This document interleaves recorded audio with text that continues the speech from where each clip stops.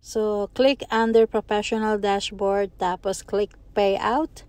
And then, pag click nyo ng payout, pipili kayo ng pangalan. Katulad ko, gumamit ako ng dalawang pangalan kasi dalawang bank na magkaiba ang nakalagay na pangalan sa akin. So, yan. Pinili ko yung Rodora Summers. At ipapakita ko sa inyo dito na ang nawawala yung stars ay naka-on hold lang yan until ma-meet nyo yung total $25 na amount. Kuwari, kumita kayo ng $10 sa in-stream ad, $10 sa ads on Reels, tapos $5 sa stars. Makukuha nyo yan.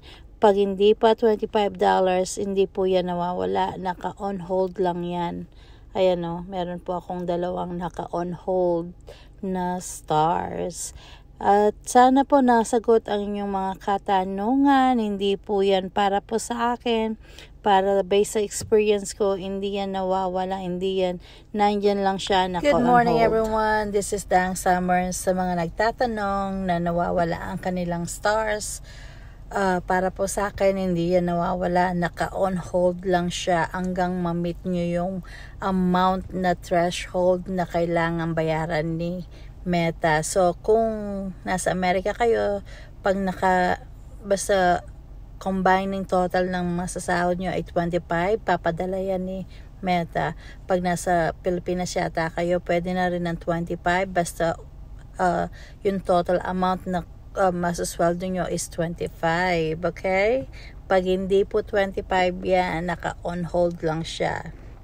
At i-remind ko lang kayo na dapat na kompleto nyo na yung enrollment pay process para makuha nyo yung $25 na threshold bago kayo bayaran ni Meta, okay? Meron kayong 6 months to complete and verify your account. Naman ay may tutorial na ako nito, so but click about under your profile and then click profile transparency. And kung hindi kayo nagra-run ng ads or boosting, makikita nyo dyan at running ads. And then dito, click nyo yung status details. You want that all green. Kung meron naman yellow, hindi ibig sabihin may violation, restriction, issues na kayo kagad. Sometimes nag-glitch lang si Meta. But also, this is another way for you to see kung may violation, restrictions, or issues kayo sa pag-run ng ads nyo, okay?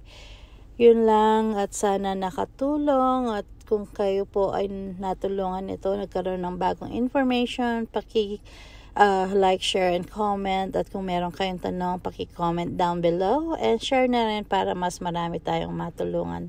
Salamat!